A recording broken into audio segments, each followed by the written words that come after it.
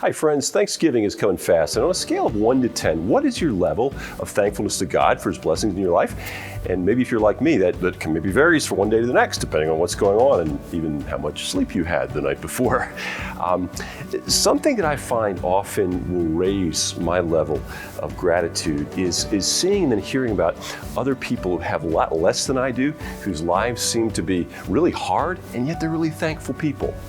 I remember how a number of years ago I had this opportunity to help be part of a team doing a vacation Bible school in a huge garbage dump outside of Mexico City that was home to several thousand people. And with one of these activities, what we did was we gave each child a crayon and a piece of paper.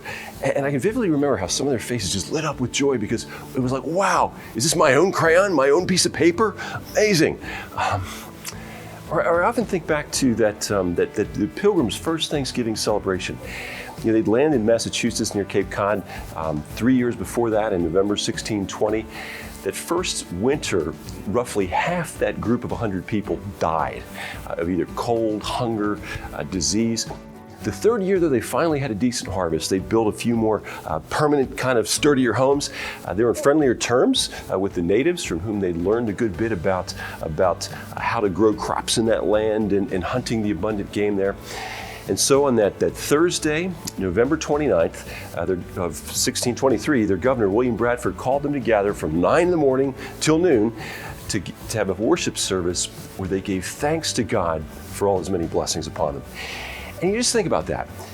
The past 3 years, nearly everybody in that service of Thanksgiving would have buried a spouse and or a child and close friends. Life was hard, and they now knew how those winters in New England were a lot more severe than they'd been in the old country, and winter's coming soon.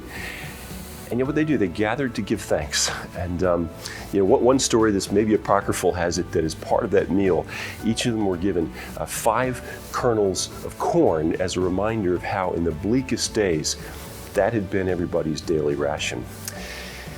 Something those early settlers also knew well, and that we can know too, is that even when life is really hard and we've experienced painful losses, that in Jesus Christ, God has given us a relationship with Himself as His beloved sons and daughters. Friends, that's an incredible gift that can never be taken away from us.